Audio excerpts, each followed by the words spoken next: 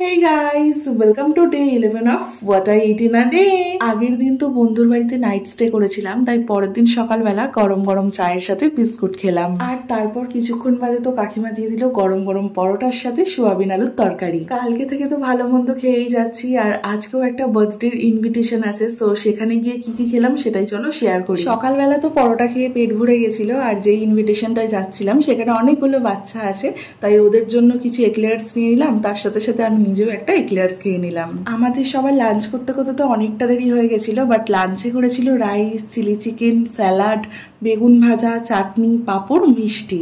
আর খেতে বসে একটা জিনিসে ডিসঅ্যাপয়েন্টেড হয়েছিলাম, সেটা হচ্ছে আমাদের সবার পাতের মধ্যেই বার্থডের কেকটা দিয়ে দিয়েছিল। দেন ওখান থেকে তো ডিরেক্টলি চলে গেছিলাম অশোকনগরের বাড়িতে, আর যেহেতু সন্ধেবেলা হয়ে গেছিল তাই জন্য বৌদি বানিয়ে দিল গরম গরম চা। অ্যান্ড লাস্টলি বাড়ি আসার পর তো শরীরটা ঠিক লাগছিল না, তাই বানিয়ে নিয়েছিলাম এখানে গ্লুকন ডির জল, আর রাত্রিরে কিছু ডিনার করিনি। So that's it for today. Bye, love you all.